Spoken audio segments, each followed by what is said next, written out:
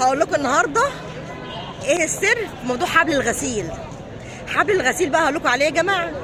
انا بالليل مثلا طلعت في البلكونه بالليل، كنت بنشر، لقيت شباب بيتخانقوا خناقه جامده جدا جدا. انا مش عارفه ايه الخناقه دي.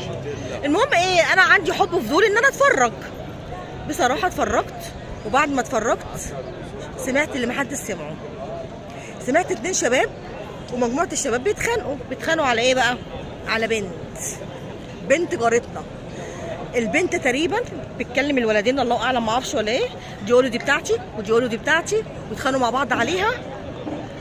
دي يقول له حتى ده يقول له انت بتستعبط وده يقول له بتستعبط، ويسكوا ببعض. وايه بقى الموضوع كبر قوي، وهم مجموعه شباب كبيره جدا. المهم ده قال له حتى اوريك الصور بتاعتها، طلعوا الصور وده طلع الصور. قلت لهم يخرب بيوتكم، انا بس شايفه ايه اللي بيحصل ده. قال له طب انا هوريك اذا كنت تعرفني ولا ما تعرفنيش. قال له طب هتوريني ازاي؟ قال له بكره اوريك. تاني يوم الصبح البنت طلعوا على المدرسه بتاعتها. انا بصراحه الموضوع غزني قوي قوي. انا من النوم ما بنامش بدري، اصلي الفجر وبنام. فقلت لا، انا لازم اعرف ايه الحكايه دي، وحياه امي لازم اعرف ايه الحكايه دي. المهم ايه، فضلت رايحه على البلكونه، رايحه جايه على البلكونه لحد ما ايه البنت ظهرت وخرجت من البيت. ما هي بيتنا بعدينا بيومين، ببيتين تقريبا البنت يعني. قام الواد اللي هو يعرفها ده استناها على اول الشارع. انا بصراحه خدت الفضول ولبست اسدالي ونزلت، عملت نفسي رايحه اشتري حاجه. بعد ما نزلت وطلعت على الشارع وقفت بعيد شويه، لقيت هو بيتكلم والبهوات التانيين واقفين على الناصيه الناحيه التانيه بيتفرجوا عليها. عايز يثبت لهم انه يعرفها. عمال يقرب من البت ويتكلم معاها ويضحك وكفك على كفك ومش عارفه ايه، والبت مش واخده بالها ان الشباب بعيد، وكمان ايه شغالين الكاميرا بتاعت الموبايل. انا بصراحه اتغصت. هي البت غلطانه جدا، بس انا اتغصت جدا جدا من الموضوع ده. فقلت لازم اعمل حاجه، حرام يعني كلنا عندنا بنات فما ينفعش ده يحصل. رحت انا جايه اقربها قلت له ولا، قلت لها بت. بصيت لي كده والبت اتخضت. قلت لها اهدي على نفسك شويه، اهدي، ده الخضه جايه بعدين. قالت لي يعني ايه الخضه جايه بعدين؟ قلت لها بصي هناك كده. بتبص قالت ايه ده؟ قلت لها بيصوركي حلو عشان هو يثبت انه ماشي معاكي. البت ذهلت طبعا وفضلت مصدومه جامد. قلت لها مصدومه على ايه؟ ده انا وحياه امي لا اقول لابوكي، مش انا اللي هقول له، انا هخلي حد من عندي الرجال اللي عندي في البيت ابو بيقول له، وانت يا وحياه امي لا بهدلك. ده معناه ايه؟ ده معناه يا جماعه ان احنا ناخد بالنا من بناتنا. امها فين؟ طيب امها فين وابوها فين؟ والبت عادي مفيش مشكله. هو ايه اللي جرى؟ وايه اللي جرى لشبابنا؟ ده احنا كنا زمان لما حد يعاكس بنت الشارع ولا وهو غريب وواحد من الشارع واقف كان يقول له ايه؟ لا استنى دي جارتي ماليش دعوه بيها. ايه اللي جرى دلوقتي؟ يعني هو اصلا واخد صورها وطلع على باب الشارع ووقف الشباب عشان يصوروها. هل الكلام ده ينفع؟ ازاي؟ واحنا ليش مركزين مع بناتنا؟ يعني المفروض نركز مع بناتنا، راحوا فين؟ جم منين؟ عملوا ايه؟ انا مش فاهمه اللي بيحصل ده بجد. يعني انا بجد البنت اتثابت عليا رغم ان هي غلطانه وتستاهل ضرب الجزم. انا لو امها كنت طلعت الجزمه في ايدي وضربتها على دماغها بيه. طبعا البنت فضل واقفه مصدومه. قلت لها يا حبيبتي ما تصدميش، اهدي على نفسك كده شويه ماشي. العيال دول صوروكي بالفيديوهات بتاعتهم. انا زعقت للولد وبهدلته بصراحه عشانها. قعد يقول لي هي اللي ماشيه معايا، هي اللي ريت تعمل لها ايه. الواد بيجعر كانه شمحطجي. العيال مش عيالنا، لا مش عيالنا خالص دول. بس ارجع واقول ركع التربيه. بس جاب البنت والولد. احنا لو عرفنا الواد دوت ان انت عندك اخت، عندك ام، عندك خاله، عندك اي حد هيحصل لك ده انتوا جايين. واحنا ناخد بالنا من بناتنا، نعرف الصح من الغلط ونصاحب بناتنا عشان ما تخبيش علينا حاجه. لما ما بتخبيش علينا حاجه هتقول لنا، هنقول لها الصح من الغلط. المنظر كان وحش جدا، والبيت هتتفتح في المكان في المنطقه. لو ايه كمان ماسكين سيرتها بقله ادب بالليل في الشارع، قله ادب وشتيمه وشتموا بعض. ايه في ايه حب ايه؟ قال ايه الحب؟ حب ايه في السن ده؟ عيال في اولى ثانوي ولا في اولى تجاره ولا زفت على دماغهم. حب ايه اللي بيتكلموا عليه؟ حب ايه؟ البنت بتغلط وماما مش واخده بالها والدنيا مش واخده بالها. هو ولد هنقول في الاخر عشان العرف بتاعنا، عرفنا بيقول ان الراجل ما عملوش حاجه. لا، الراجل عليه حاجه عشان قليل التربيه. لما يكون قليل التربيه يبقى عليه حاجه بجد. والبنت كمان تاخد بالنا من بناتنا. هي الدنيا ليه سايبه بالطريقه دي؟ ليه يعني؟ لولا شفت الموضوع ده كان الموضوع طبعا كبر وندهت العيال وخلتهم مسحوا الفيديو اللي على الموجود. ليه قله الادب دي؟ وايه اللي جرى؟ ولا ويراهنوا بعض. طب ما تراهنوا بعض على ماده زي ما كنا بنعمل زمان. انا حليت الماده دي كذا، طب انا هجيب كذا. هو ده اللي كان بيحصل. يعني احنا ولا مربين ولا صبيان ولا مربين بنات. دي الزفت النت والنيله. صاحبوا بناتكم وعلموا ولادكم الصبيان ان البنت دي لها احترامها زي اختك زي امك. ايه ليه كده؟ ليه قله الادب دي؟ قله ادب غير متناهيه، غير متناهيه. انا كان ممكن اقول ماليش دعوه، البنت هي غلطانه، والبنت اللي عملت كده بتستاهل ايه؟ بتستاهل قطع دماغها، قطع رقبتها كمان.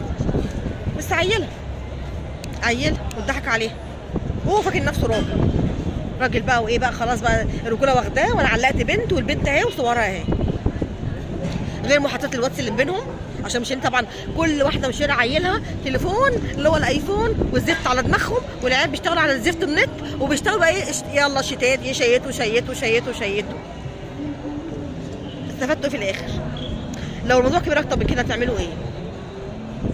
خدوا بالكم من عيالكم يا جماعه، خدوا بالكم وعلموهم دينهم. هم لو اتعلموا دينهم مش هيعملوا الغلط، مش هيتجاوزوا اللي هم بيعملوه، الهدوء اللي بيعملوها.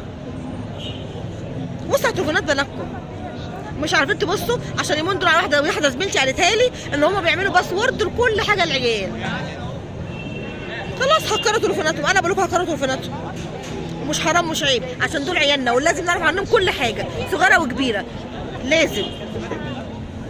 الموضوع مش سايب كده، ولو وقعت الفاس في الراس زي ما بيقولوا دوروا بقى على ماكو تسخن. وعيال هيقولوا عيال.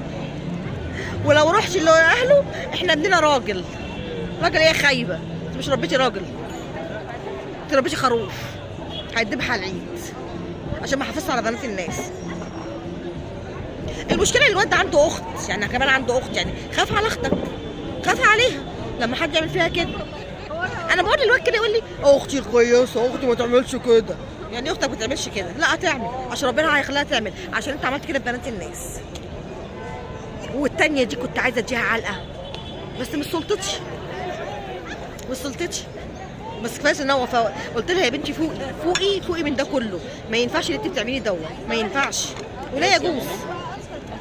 ولا يجوز تعملي كده يا بنتي. ولميت الموضوع. بس ايه بقى؟ الله اعلم العيال يعملوا ايه. بس انا لازم اقول لماما وابوها، ولا انا ما اقولش، ولا انا مش عارفه بصراحه. انا في حيره، اقول ولا ما اقولش؟ اقول ايه؟ اروح اقول لهم انتوا كانت واقفه وبتعمل وبتسوي. احنا اصلا منطقه ارياف. يا ترى هيصدقوني ويقولوا عليا ان ايه؟ عارفه ممكن يطلعوني غلطانه. انا مش عايزه اخد نفسي في مشاكل، بس البنت ثابت عليا، اعتبرتها بنتي. لو في الموقف ده انا طبعا هتجنن. بس دي غلطه الام والاب. اقول لك سيبك من الاب طول النهار بره بيشتغل، بيجيب لهم ياكلوها، طفح ياكلوه في الايام اللي احنا فيها دي. الام فين؟ مش مركزه مع بناتها ليه؟ نركز مع بناتنا شويه بجد، يعني نركز مع بناتنا شويه. ما ينفعش الكلام ده خالص. عيله لسه في دبلوم تقول لك بحب وبتنيل، حب ايه؟ وهيوصل الكلام ده في الاخر ايه؟ وهيوصل ليه في الاخر الموضوع اصلا؟ لما عمل كده وعايز يصورها والتاني يقول له دي ماشيه معايا، ده يقول له ده ماشيه معايا، ده انا هثبت لك، ده انا هثبت لك. تثبتوا ايه؟ ده انا ماشيه مع مين فيكم؟ دي الرجوله بقى بالنسبه لكم؟ ايوه شايفينها رجوله اكيد يعني. ما ينفعش ولا يجوز. خدوا بالكم من بناتكم وربوا صبيانكم. مش عشان انا جبت ولد ذكر عندي في البيت هو الولد هو الذكر يبقى خلاص اللي مش متربي ده ما يبقاش راجل، ولا تعتمد عليه لما يكبر، ولا هشيلك انت هو لما يكبر. مش شايل مسؤوليه ومش شايل حاجه ويضحك على بنات الناس. اخاف على منه؟ لا، نربي عيالنا ونركز مع عيالنا. يا ريت انا بجد انا مش عايزه اقول، بس الموضوع حرق دمي بجد. ايه اللي احنا فيه ده؟ ايه الهبل ده؟ ايه اللي احنا فيه ده؟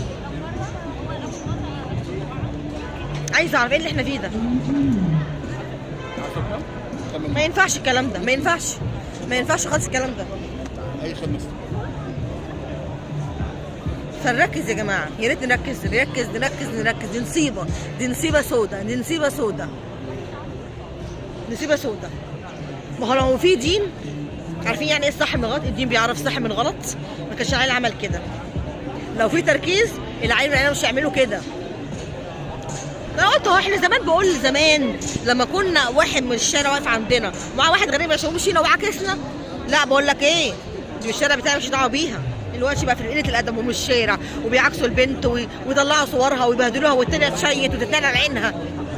ولو شفت الزفت تشيل الفيسبوك كان بتاع ده اسمه ايه اللي هي بتاع الواتساب ده، على اللي كان فيه في الواتساب والصور اللي هم باعتينها لبعض. الله يخرب بيوتهم، الله يخرب بيوتهم. ادي على اهاليهم يعني، ولا ادي على اللي احنا فيه، ولا على زفت النت ان كل عيل شايل لي تليفون بقد كده ب 5 6000 7000 جنيه وماشي يتعايق بيه في الشارع. لا يا ريت يا ريت يا ريت يا ريت نركز، يا ريت نركز. ركزوا مع عيالكم، عيالكم اولى بيكم. اولى ماسك التليفون واقعد العب فيه طول ما انا قاعده الام، انكد على الراجل لما يجي. ركزي مع عيالك، ركزي مع عيالك في ايه. والتانية ابن الراجل راح، ابن الراجل جاهز. راجل مين يا ام راجل؟ راجل مين يا ام راجل؟ معاك بنات الناس. لا لا، مش تربية، مفيش دين، مفيش اخلاق. دخلوا دين بيوكم، دخلوا دين بيوكم. اه والله مفيش دم، انت صدقتي فعلا مفيش دم، مفيش احترام. اهو زمايلي قاعدين جنبي وسامعين الكلام، فعلا مفيش احترام، مفيش احترام. تقول لا شويه، تقول لا. وركزوا معايا. والله اقول ايه، انا مش هعدي على حد واشتم حد. الله يخرب بيوكم، هتودوا عيالكم في 60 داهيه. الله يخرب بيوكم، الله يخرب بيوكم. ايه القرف ده؟ يعيطوا؟ ده يلطموا، مش هيعيطوا، ده هيلطموا مش هيعيطوا. المنظر يحزن على البنت ويصوروها من الموبايل. ما تصورهاش تشيروا لها ولا تمسكوها زله عليها ولا تعملوا مع البنت ايه. الله يخرب بيوكم. تقول لا. ايوه، ما انا بقول ايه، هي قاعده على الموبايل امها ولا ابوها متشيت. تركز مع عيالها، ركزوا مع عيالكم. مش حرام ولا عيب، يتركز مع العيال. ده اللي اضربه لكم. ما اعرفش انا عملت صح ولا غلط، مش عارفه اقول لابوها وامها ولا لا. انا مش عارفه بصراحه. المفروض تقولي لابوها وامها عشان ياخدوا بالهم. انا مش عارفه اقول لهم ايه. اقول لهم ايه؟ المفروض بعد المكواجي زي ما بيقولوا. بس انا عملت كده. انا عايزه اقول لك ان انا ما كنتش هنزل اصلا عشان الحق البيت، ما كنتش هنزل الحق البيت.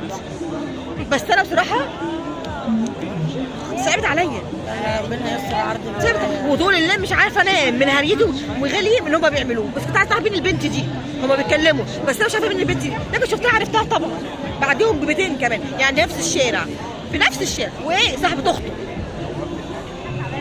ده بلوه، دي بلوه مسيحه. ركزوا مع عيالكم، والله يكون في عونكم. ركزوا مع عيالكم والنبي، تركزوا مع عيالكم. حرام اللي بيحصل ده، حرام.